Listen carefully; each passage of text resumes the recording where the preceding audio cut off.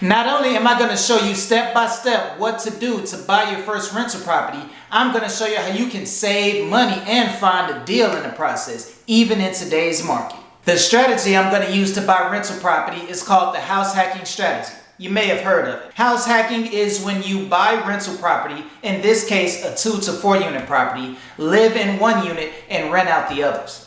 House hacking is a great strategy to buy your first rental property because when the property is owner occupied, not only do you get lower down payment options from lenders, but the interest rates will be lower for you as well. Lenders usually require you to live in the property for at least 1 year, but after that, if you want, you can move out of that property, buy another one using the same strategy and getting the same low down payment and lower interest rate options. Rinse and repeat. Let me walk you through the simple process that you should use in order to buy your first rental property.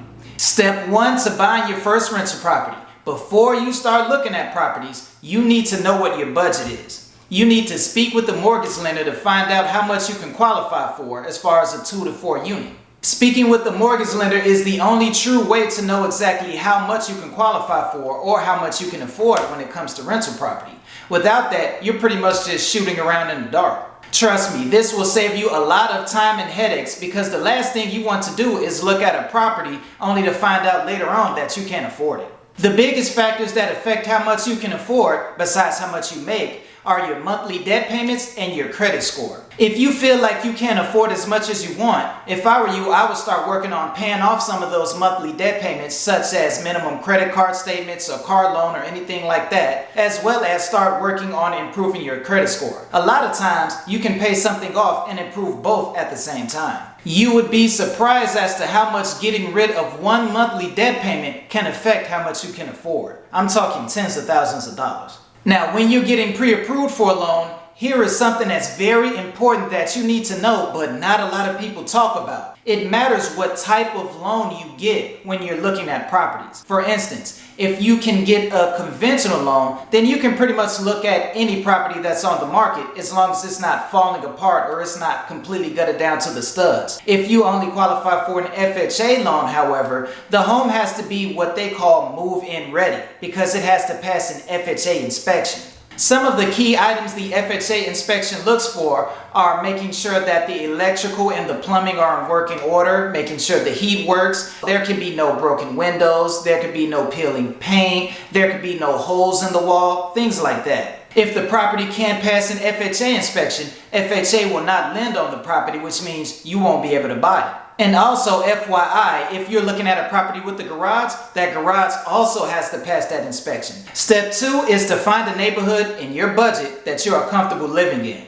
Now that you know what your budget is, it's time to start looking at potential properties and neighborhoods that you want to live in, since we'll be using the house hacking strategy. Remember that when we're using the house hacking strategy, you only have to live in the property for a year, so this isn't exactly a forever commitment. After you've lived in the property for a year, if you find that you really don't like the neighborhood, you can always move out and simply rent out your unit and use the property for cash flow.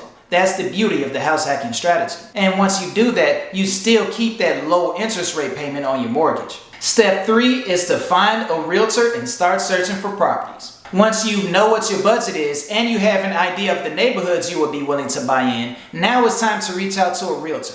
I always stress that any buyers looking to buy any real estate period should always reach out and use a realtor because for buyers, it's absolutely free. So why not take advantage of their expertise and their service? When working with realtors, make sure you're working with a realtor such as myself who is comfortable working with investors and working with multi-unit properties. If you happen to run across a property you like, feel free to send it to your realtor and have your realtor look into it for you. Once you find some properties that are a good fit, have your realtor set up some showings and start looking at properties. And while you're searching for properties, let me show you a tip that I've seen many investors use to be able to get deals on properties, even in today's heavy seller market. When looking for deals, if you want to save money, keep an eye out for properties that have been on the market for over 30 days. If the property has been for sale for over 30 days, chances are that seller's starting to get desperate. Once a seller gets desperate, they'll now be more willing to accept lowball offers, which means that you can save money on the deal or you can talk them down a lot off of their asking price. Once you found a property that you like, step 4 is to make an offer on it. Make sure to consult with your realtor to get an idea of what you should offer on this property. But here's some general rules for you.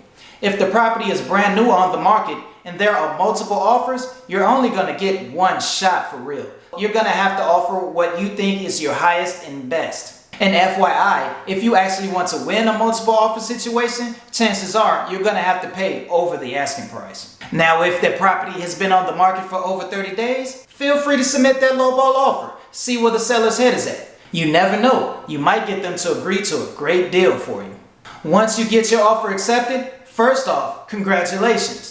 But now, this is where the real negotiation starts at step 5, which is to get a home inspection. If you thought the negotiations were over after you got your offer accepted, you were sadly mistaken. The home inspection actually serves 2 purposes. The first purpose is to, of course, find any issues that you may have missed to make sure that you are comfortable with the condition that the property is in. The second purpose, which nobody talks about, but I'm going to talk about here, is to use for leverage in order to go back to the seller and basically ask for some more money off. This is another step that you can use to save a lot of money when buying your first rental property. Here's how it works. Once you get your offer accepted, you normally have around 5 business days or whatever you agree to in the contract to do a home inspection on the property. When doing the inspection, if you find something that you don't like, you can back out of the deal. Once you do your home inspection, you're going to go back to the seller and say that, hey, we found during the inspection a lot of things wrong with this property, and it looks like this property is falling apart. We're thinking about backing out of the deal unless you're willing to give me some money for these repairs. If you do this, there's a chance that the seller will give you some money off in order to keep the deal going and get the deal to close. Now, of course, I'm not saying this will work every time, but this will work a lot even in today's heavy seller's market where there's low inventory and a ton of buyers. 1, the seller, like I said before, just wants to close as fast as possible. They want to get this deal done. 2, they know that as a buyer, even if I back out of the deal, the next buyer is just going to do an inspection and they're going to do the exact same thing. So they might as well deal with the buyer that they have under contract now and save some time. As a buyer, the worst thing the seller could possibly say is no, they're not going to give you anything. In that case, you just agree to accept the property as is and you keep moving. So there's no harm in you asking for some extra money. So might as well give it a shot. Once you're done with the home inspection period, the lender is then going to order an appraisal on the property to make sure the property is worth as much as they're lending out to you.